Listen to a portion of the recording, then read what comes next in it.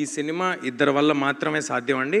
అది ఒకటి వాళ్ళని పక్కన పెట్టుకుని మాట్లాడతాను. ప్లీజ్ విశ్వ గారు, కార్తిక్ గారు రండి అండ్ ప్లీజ్.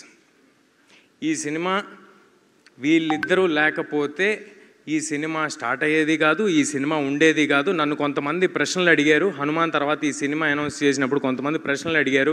కార్తిక్ గారి ముందు సినిమా సరిగ్గా పర్ఫామ్ చేయలేదు, మరి దాని సంగతి ఏంటి అని. దాని తర్వాత ఈ సినిమా ప్రమోషన్స్లో కూడా నన్ను కొంతమంది అడిగారు. నేను ఒక మాట అన్నారు, I want to say this. ఈ సినిమా చాలా గ్రాండ్గా కనిపిస్తుంది, చాలా పెద్దగా కనిపిస్తుంది, అంతా కనిపిస్తుంది, కానీ కార్తిక్ గారు ముందు డెలివరీ చేయలేదు, అదొక్కటే కొంచెం మైనస్గా కనిపిస్తుంది ఏంటి అన్నారు.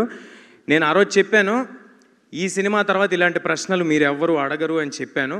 అది ఇవాళ ప్రూవ్ అయింది. అది ప్రూవ్ అయినందుకు నాకు చాలా చాలా ఆనందంగా ఉంది.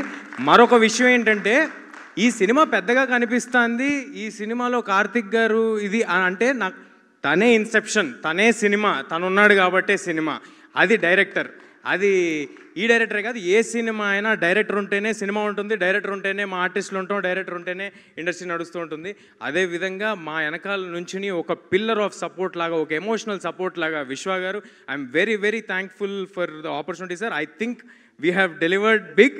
అండ్ మీ నమ్మకాన్ని నిలబెట్టుకున్నందుకు, మీరు మా మీద పెట్టుకున్న నమ్మకాన్ని మేము నిలబెట్టుకున్నందుకు నాకు చాలా ఆనందంగా ఉంది సార్.